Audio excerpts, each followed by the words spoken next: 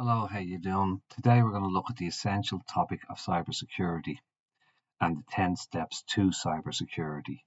So, organizations and individuals alike face risks that can compromise sensitive data, disrupt operations, and cause significant financial and reputational damage. So, to combat these challenges, cybersecurity experts have identified 10 key steps that form a solid foundation for protecting systems, networks, and information. These steps are not just for large organizations, but are critical for businesses of all sizes, and even personal cybersecurity, such as when you're at home or whatever. Whereas not all the steps will count at home, they are relevant. Um, in this presentation, we're going to walk through each step, explore best practices, discuss how you can implement and enhance cybersecurity resilience.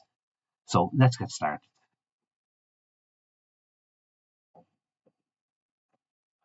So cyber risk management. So there's a number of elements to this. One is risk identification. So you start off with looking at the risk and identifying the risks.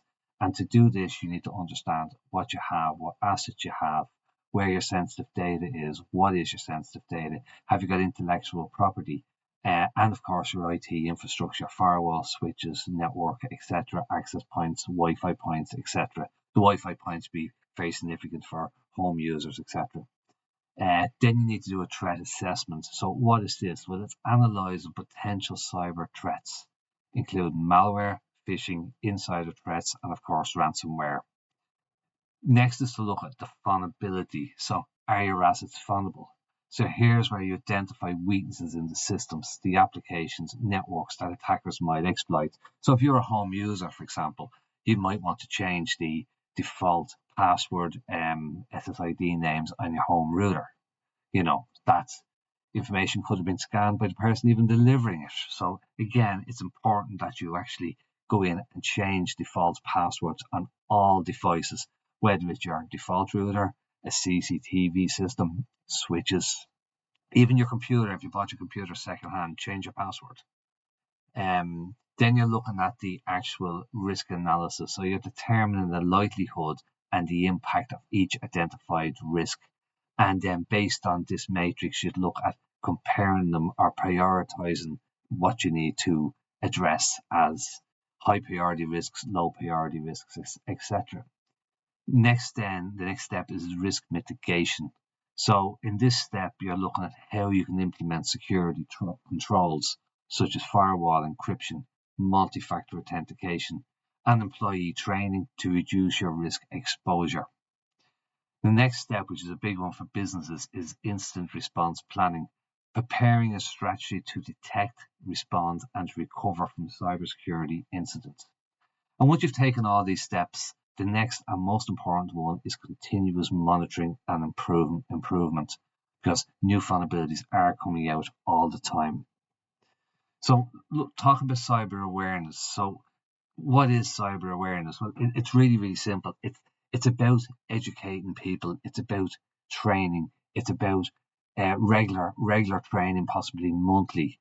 Phishing simulations. So looking at testing your staff, seeing are they clicking on links, and if they are clicking on links, which is one very dangerous practice when it comes to malware, etc., and even ransomware. If they're clicking on links, we need to educate people as to why they should not click on links, how to identify a link, or even if they get a dodgy email, what are the telltale items in that email? And I will be doing another presentation on phishing emails, but what are the telltale items in that email to easily identify a phishing email?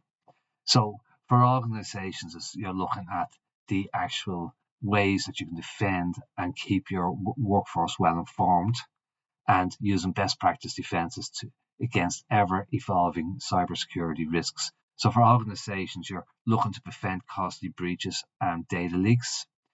You are looking to be compliant with security regulations such as GDPR.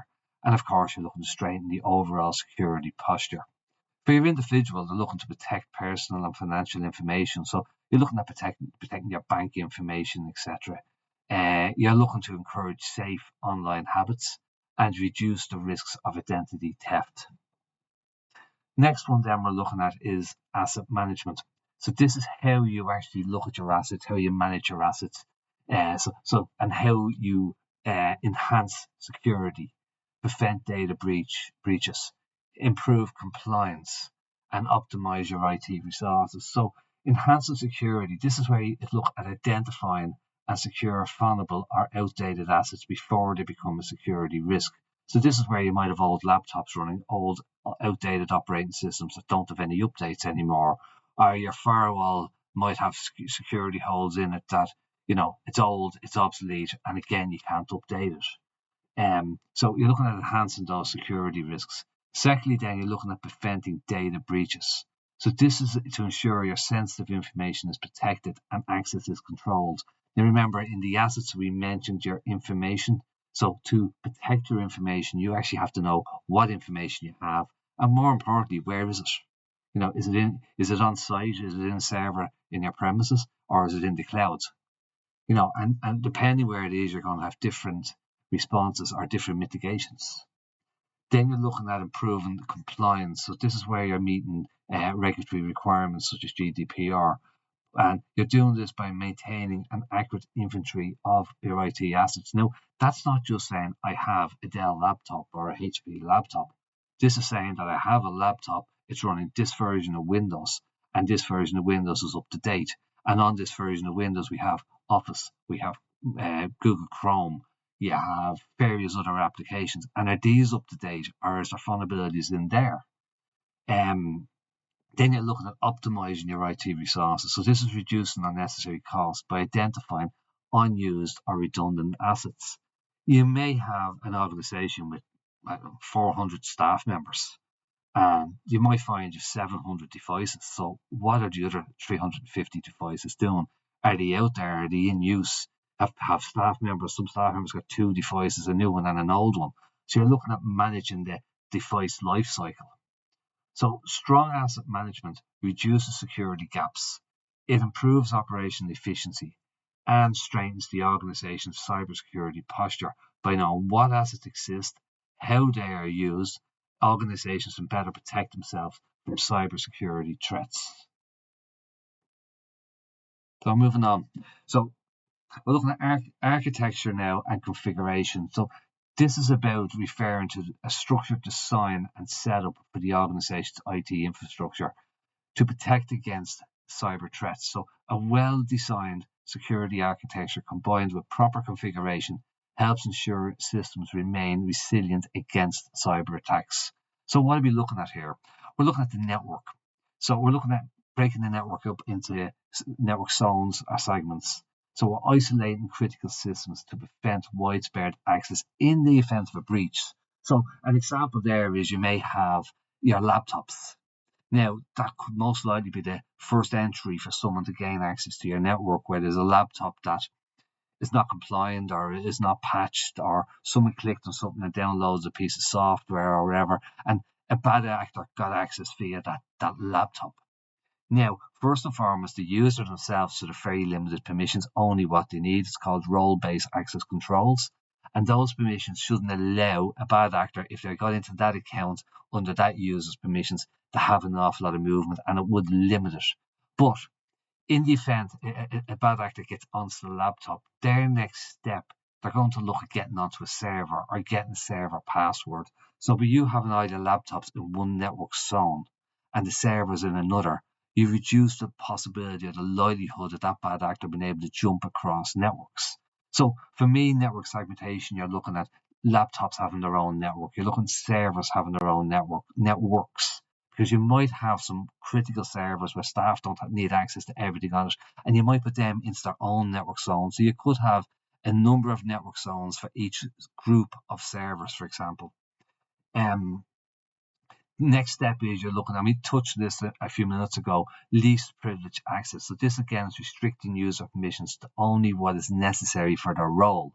And the example there is HR may look after payroll, but only one person in HR actually looks after payroll. And there might be 5 people in HR, but of the 5, only one looks after payroll. Do all 5 need access to this information? No. You give it to the one person that needs access, and maybe there might be a second person that does approvals or as a backup or whatever, and they may need access. So you might give it to two people, but you're certainly limiting control and you're given access based on a role-based model. The next step is secure configuration. So this is where you're applying best practice for systems, software, and device settings. So this is changing passwords from the default passwords when they come in, applying all the security updates, regularly reviewing and updating the security of devices and updating them as needed. Moving on then, and part of the secure configuration is patch management.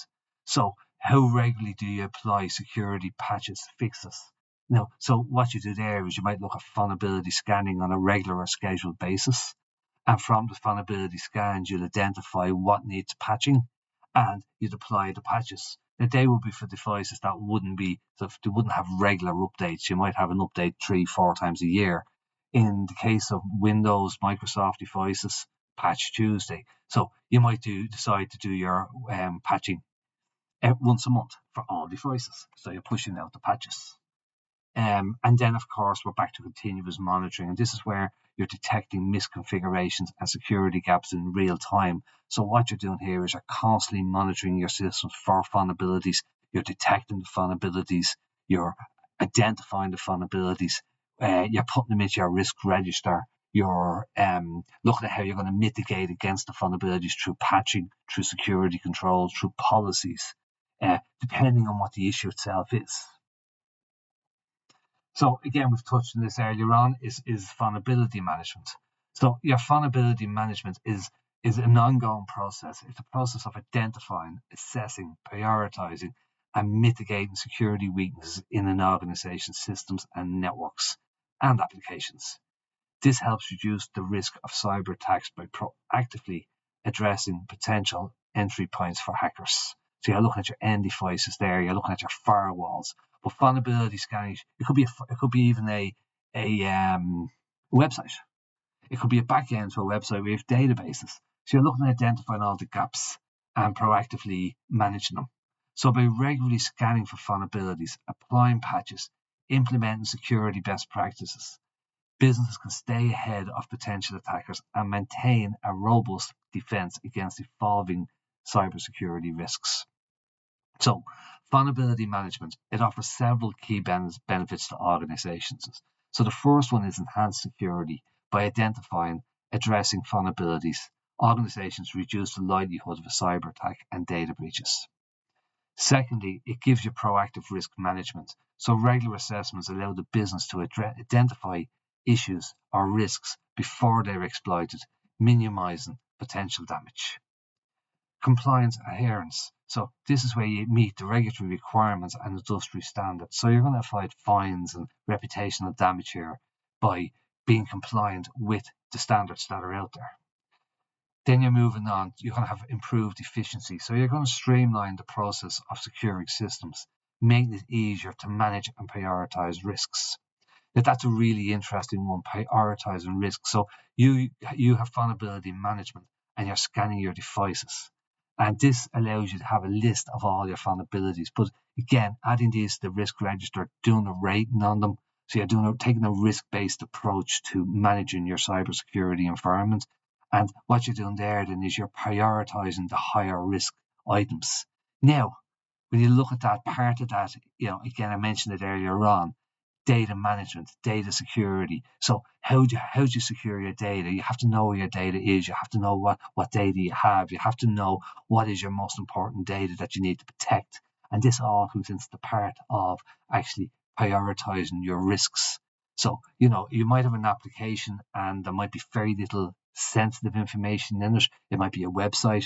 You might decide, well, I don't need to protect that as well as the other application I have over here that has personal information, which is really, really sensitive. It could be medical information, for example.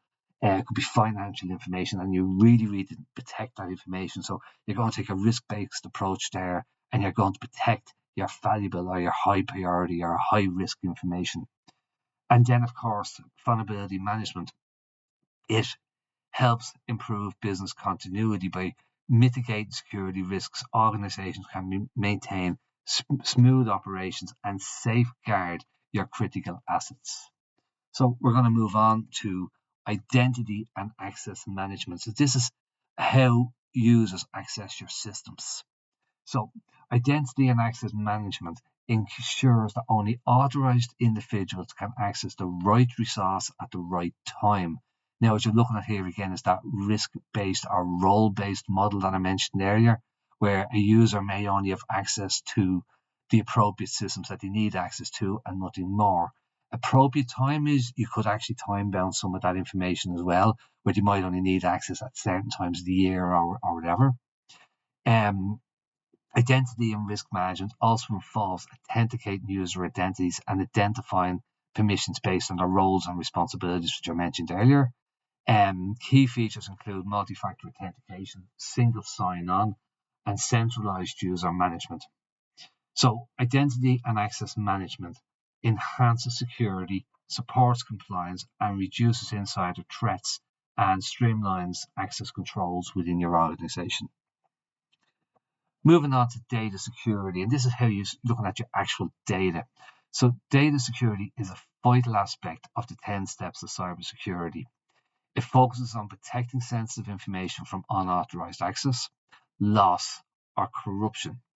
This involves implementing measures to ensure data is securely stored, processed, and transmitted within the organization. So part of what you're looking at here is the encryption. So you're looking at, I will touch on it later on, it's encrypting the information.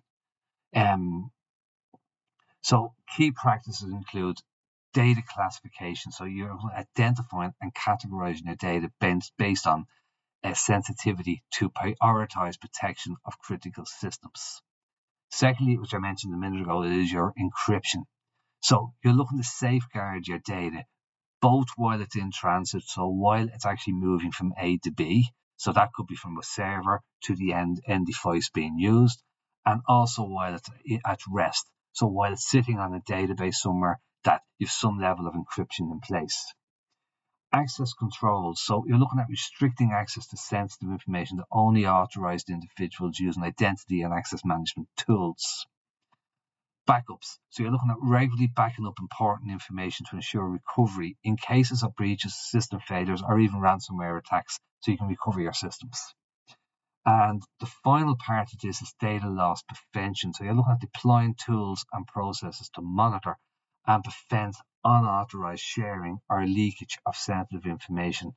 So you're going to take these measures by focusing on these measures, and organizations can significantly reduce the risk of cyber or data breaches, maintain compliance with regulatory requirements, and keep your information secure and safe. So next one is monitoring and logging, or logging and monitoring as I have here. So logging and monitoring are critical components of an organization's cybersecurity strategy. This involves the collection, analysis, and review of logs and events to detect and respond to potential cybersecurity threats. By maintaining detailed records of system activities and user actions, organizations can identify suspicious behavior, investigate incidents, and ensure compliance with regulatory regulations. So, what are the key aspects here?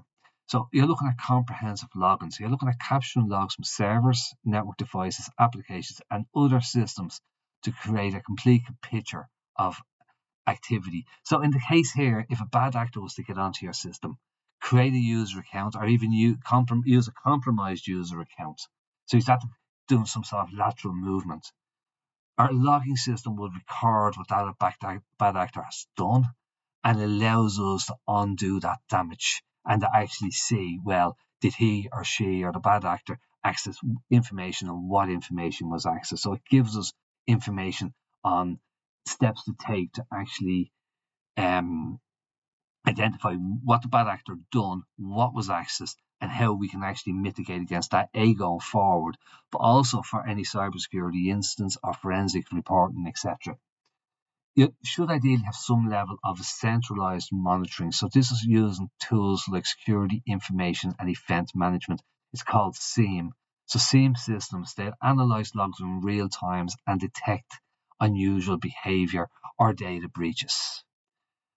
You should look at alerting and responses. So you're looking at setting up alerts to notify teams of unusual behaviour or having a plan for rapid incident response. So that plan, part of that will be, which would be critical to that plan, will be looking at the logs and the networks. Unusual behaviour could be if an admin account is set up at an unusual time, like it might be set up at 3 o'clock in the morning. So that be flagged as unusual behaviour. Now the downside of that is you may have an admin account set up at 3 o'clock in the afternoon, and that mightn't get flagged as unusual behaviour. But again, you're logging, you're reporting, and you're alerting. So every admin account that is set up, in fact, every account in AD, there should be an alert and an email sent to the ICT team. And they actually can see, yes, that's legitimate behaviour or it's not. Because, for example, if you outsource a SOC or a SIEM, they may detect that unusual behaviour if it's out of hours, but within normal hours, possibly they won't. And that's the whole key to it. So it's having a plan in place where you can detect not only unusual behaviour, but behaviour that may be used for lateral movement by a bad actor, such as setting up an admin account. You might only set up an admin account once or twice a year. There shouldn't be a need to be setting up loads of admin accounts. So again, you'd like to get an alert on that.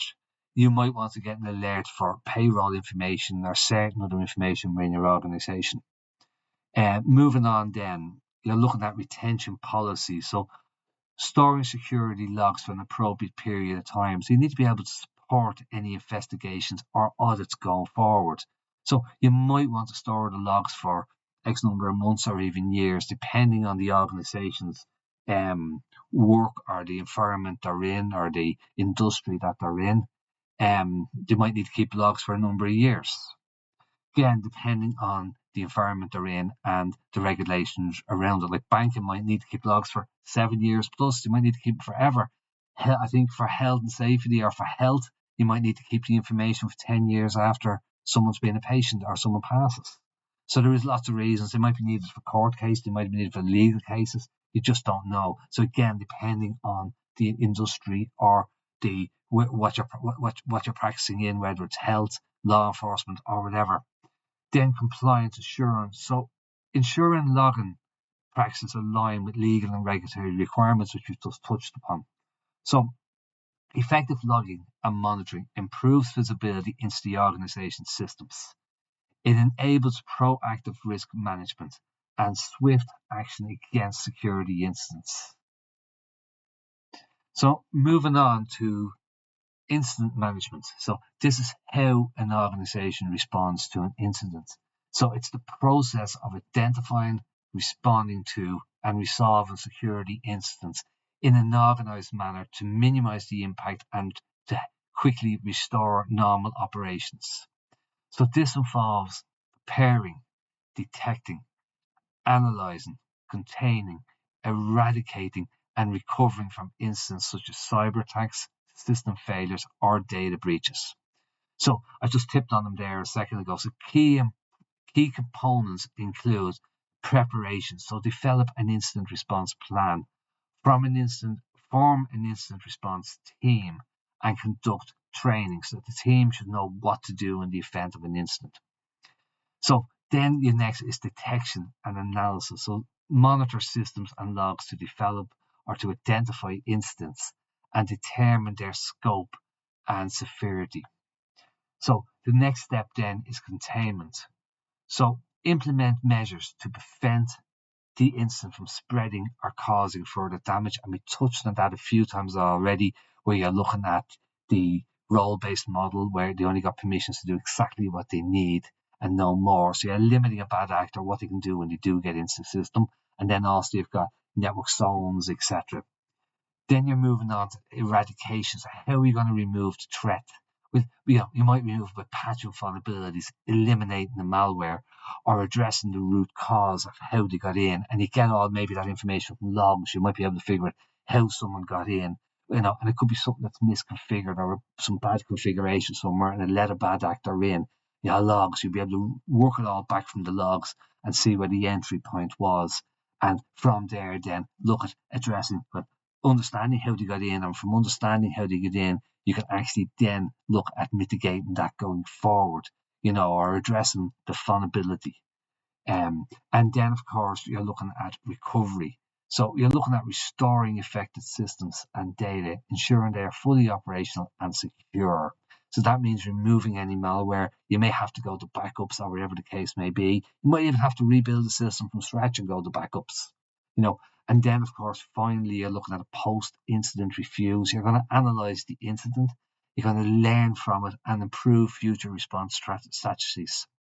So efficient incident management ensures quick recovery, it minimizes downtime, it protects vulnerable assets or valuable assets, and strengthens overall cybersecurity resilience.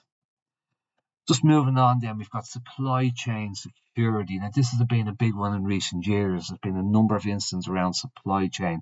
So supply chain security focuses on protecting the integrity, the availability, and the confidentiality. And there's a wording to remember, that CIA of the supply chain. This includes the processes, the technologies, and the relationships involved in delivering products and services. So it ensures that threats such as cyber attacks, fraud, and disruptions do not compromise the supply chain or affect operations.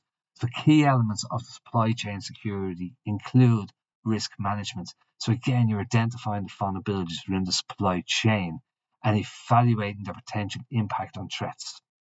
You're looking at vendor management, ensuring third parties adhere to security standards and regulatory auditing practices. So you might have your set of standards, and the third party vendor might have their own set of standards, but the third party vendor standards might align with your set of standards. Yours could be stronger. So what you're doing there is you're doing audit to third party, and you're looking to ensure that their standards at a minimum meet your standards, and that you're reducing that risk going forward. Next step then is supply chain visibility. So you're monitoring each stage of the supply chain to detect and address potential risks early. Then you've got secure communication. So this is encrypting communication and data exchanges between all supply chain partners. So if you're using APIs, you're encrypting the API, or you're using API keys that are really difficult to crack, and you're doing some level of authentication on the key, and maybe authentication locked with an IP address or the supplier itself. So you're locking it down. And then finally, as part of supply chain security, you need to look at resilience planning. So you're looking at developing contingency plans to quickly recover from disruptions or breaches in the supply chain. So effective supply chain, it helps maintain business continuity, protects your intellectual property, and ensures trust between your partners. Thank you for listening to this. I hope you found it useful. Please subscribe to this channel, and we will be putting more stuff up in very near future. And thank you again.